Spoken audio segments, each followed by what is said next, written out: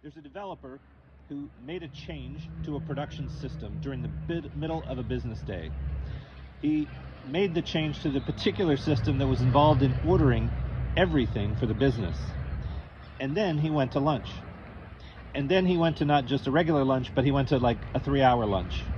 So there were several problems in what this developer did.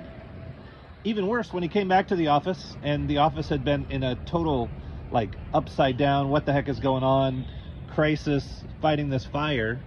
When he came back, he did his best to avoid any responsibility whatsoever. Like a good bureaucrat, he was like, "What? Someone made a change to the production system today?" So they have logs for everything. The bosses did call him in. He had a chance to come clean if he wanted to, and he was still dug in that he was going to avoid responsibility. Now, what he did was show his inexperience. What he did was show that he probably shouldn't have that responsibility to be able to make changes to a production system at a 14 billion revenue company during the course of a day. What he showed was that there were some flaws in the system in addition to mistakes being made by a junior developer. So when you think about your system and what you need to do to improve it, when you think about being the kind of leader that makes a difference, what I want to offer to you is there's no right answer for what to do in the case of this particular developer. He was brought in before the head boss. He was asked, did he do this? He said, no, he didn't do it. No, he didn't do it. And he was from a culture that was not the United States culture. So his idea was that shame was going to come upon him if he owned up to this thing. And so he fought it at every turn. He didn't want to bring shame on himself, and he didn't want to bring shame on his family. In our U.S. culture, if you're not going to own up to a mistake and there's clear evidence of the mistake, obviously you need to be fired, right? So he was let go. And many of the people who heard that story at that business nodded their heads and said, yes, of course he needed to be fired. But here's what stuck with me. Who was responsible for putting a junior developer with very little experience on a production system that he could mess up in the middle of a day?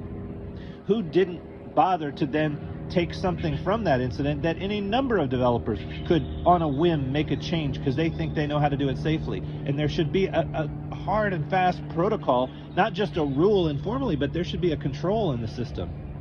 There are things that needed to be taken away from that system that were never taken away. There are things that needed to be investigated and found out. And there were ways in which leadership and ownership and grace could have been offered to that developer, recognizing that there were a lot of people who made mistakes.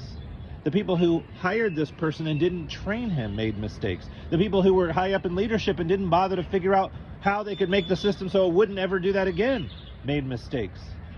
The person who fired this person over cultural differences of understanding about taking responsibility for the blame, about dealing with the shame of your personal choice, that person made a mistake.